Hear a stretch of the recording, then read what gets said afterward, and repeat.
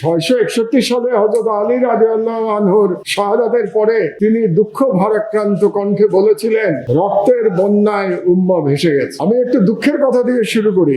যখন আজকের যারা সংগঠক তারা আমার সঙ্গে দেখা করতে গেলেন এবং এই অনুষ্ঠানটার কথা বললেন এবং আমাকে দাওয়াত দিলেন এই অনুষ্ঠানে আসবার জন্য, অত্যন্ত দুঃখের সাথে তাদেরকে আমি প্রশ্ন করেছিলাম, আপনারা উম্মাহ কোথায় দেখতে পাচ্ছেন? আমি তো উম্মাহ কোথাও দেখতে পাচ্ছি না। এবং এটা কি শুধু আজকের? আমরা যখন জিওপলিটিক্স নিয়ে আলোচনা করতে যাব, আমরা যদি পুরো ইতিহাস না জানি তাহলে আমাদের যে প্রধান দুর্বলতা সেটা আমরা জানতে পারবো না। এই যে উম্মাহর যে বিভক্তি, সেটা কি শুধু একবিংশ শতাব্দীর কিংবা বিংশ শতাব্দীর? তা কিন্তু না। আপনাদেরকে অনেক পুরোনো দিনে একটু নিয়ে যাই আমি। হযরত হাসান রাদিয়াল্লাহু আনহু 661 সালে হযরত আলী রাদিয়াল্লাহু আনহুর শাহাদাতের পরে তিনি দুঃখ ভারাক্রান্ত কণ্ঠে বলেছিলেন, রক্তের বন্যায় উম্মাহ ভেসে গেছে। কত আগের কথা চিন্তা করে দেখেন। হযরত হাসান রাদিয়াল্লাহু আনহু বলছেন 661 সালে যে রক্তের বন্যায় উম্মাহ ভেসে গেছে, অথচ তার মাত্র 25 বছর আগে 636 খ্রিস্টাব্দে মুসলমান বাহিনী একই সঙ্গে তৎকালীন সব থেকে শক্তিশালী দুই সাম্রাজ্য বাইজেন্টাইন এবং পার্সিয়ান তাদেরকে একই সঙ্গে পরাজিত করেছিল মুসলিম বাহিনী 636 সালে কাদিসিয়ার যুদ্ধে এবং ইয়ারমুকের যুদ্ধে। তার মানে আমি যেটা বলতে চাচ্ছি আপনাদেরকে, যে ঐক্যবদ্ধ থাকলে সেই মুসলিম একতার শক্তি কতটা ছিল যে তারা সেই সময়ের সব থেকে শক্তিশালী দুই সাম্রাজ্য বাইজেন্টাইন এবং পার্সিয়ান একই সঙ্গে তারা জয়লাভ করেছিল।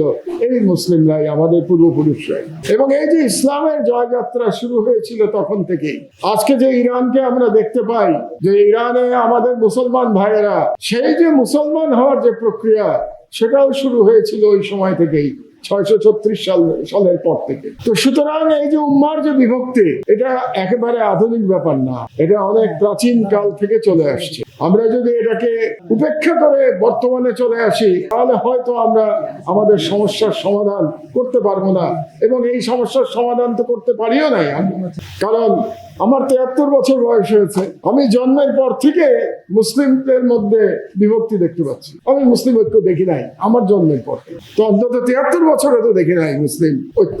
আজকে খুব চমৎকার কথা বলেছেন his excellency mister Jalil Rahimi. He is absolutely right. Allah সুবহানাহু ওয়া তাআলা has given us tremendous wealth. কিন্তু এত ওয়েলথ থাকা সত্ত্বেও তিনি আরেকটা কথা বলেছেন, unfortunately the world business, the Muslim world's our portion is only 10%. যেখানে সম্পদের দিকে আমাদের আছে প্রায় 50%। তাহলে আমরা পারলাম না কেন? আমরা পিছিয়ে গেছি কেন? তার প্রধান কারণ হচ্ছে যে আল্লাহ তো আমাদেরকে ওয়েলথ দিয়েছেন, কিন্তু তার সাথে আল্লাহ তো নির্দেশ দিয়েছেন আমাদের মাথাকে কাজে লাগানোর জন্য। আল্লাহ তো কোরআন শরীফ শুরুই করেছেন পড়ো বলে, তো আমরা সেই পড়াটাই তো ছেড়ে দিয়েছি। তো আমরা যদি জ্ঞান বিজ্ঞানে এগিয়ে যেতে না পারি, তাহলে আমরা কিভাবে পৃথিবীতে এই আমেরিকা বা ইসরায়েলের সাথে লড়াই করে টিকে থাকতে পারবো? মানে একটা সমস্যা তো অবশ্যই আমাদের কাছে অনেক, তার সাথে আরেকটা সমস্যা হলো যে জ্ঞান বিজ্ঞানে আমরা পিছিয়ে আছি। আমরা যদি আজ থেকে 1000 বছর আগে পিছনে চলে যাই, তাহলে দেখবো জ্ঞান বিজ্ঞানে মুসলমানরাই সর্বশ্রেষ্ঠ ছিল। তখনকার যত দার্শনিক, যত scientist, his excellency has said about it, people like Ibn Sina, people like Omar Khayyam, they were the greatest brain of that time. কিন্তু আজকে আমরা তো আমাদের যুগের ওমর খৈয়াম কই, আমাদের যুগের ইবনে সিনা কই, আমাদের যুগের রুমি কই, আমাদের যুগের অন্যান্য যে ইসলামিক লিডার তখন ছিলেন, তারা এই যুগে কোথায়? তো কাজেই আমরা জ্ঞান বিজ্ঞানে পিছিয়ে গেছি। নিরপেক্ষ, সত্য প্রকাশে আপোষহীন।